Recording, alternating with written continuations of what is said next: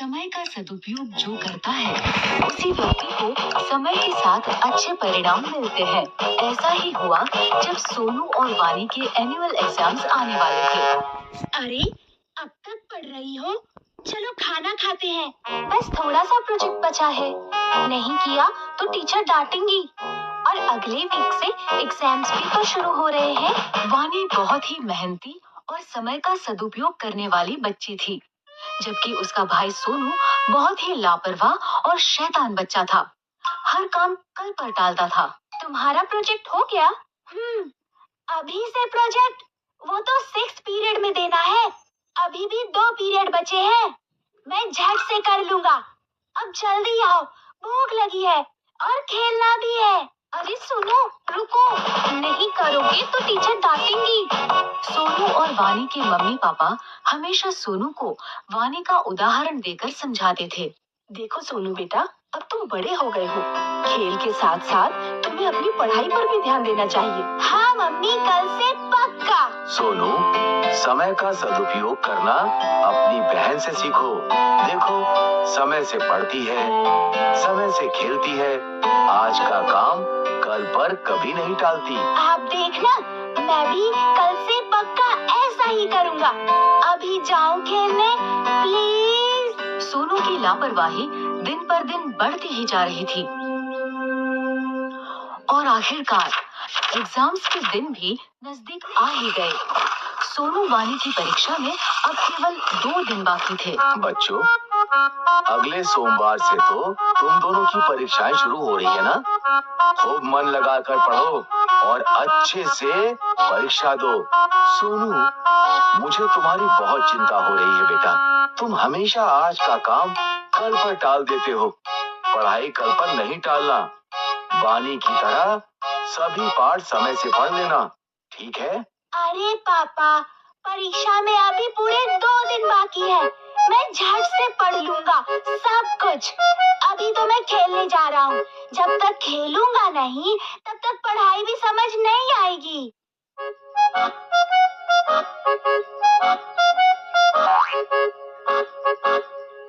अरे वानी, देखो ना, कितना सुहाना मौसम हो रहा है।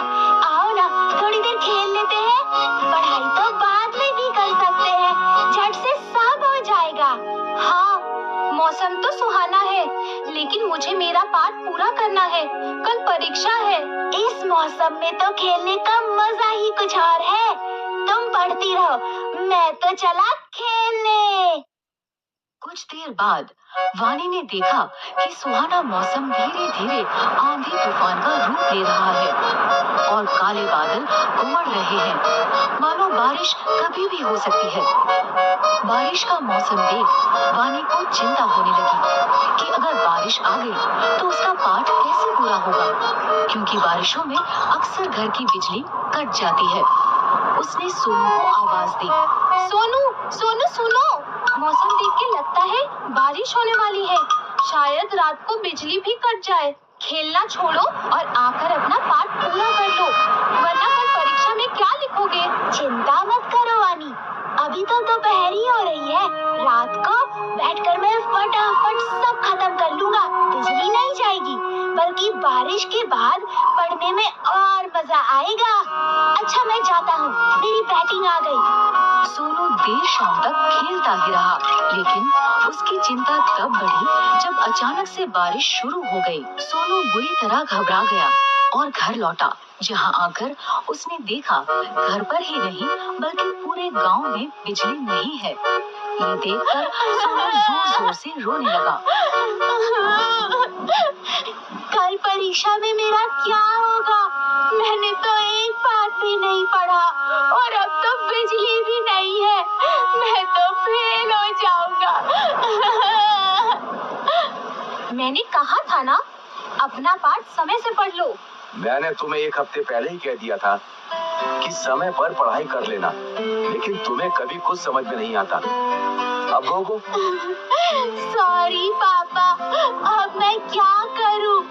काश मैंने सही समय पर ही अपने पाठ पढ़ लिए होते। उसे समझ आ गया था कि उसकी की लापरवाही के कारण उसके पास अब पढ़ने का समय बचा ही नहीं। रोने से अब कुछ नहीं होगा। अब समझ आया कि सब तुम्हें क्यों समझाते थे। अब रोना बंद करो और चलो मेरे साथ। मैंने अपनी पढ़ाई समय पर ही पूरी कर ली थी। मैं तुम्हें सारा पाठ समझा दूंगी और याद भी करवा दूंगी। चलो। अगले दिन दोनों बच्चे खुशी खुशी परीक्षा देने गए। जो समय का करे सम्मान, भविष्य में वो कहलाए महान।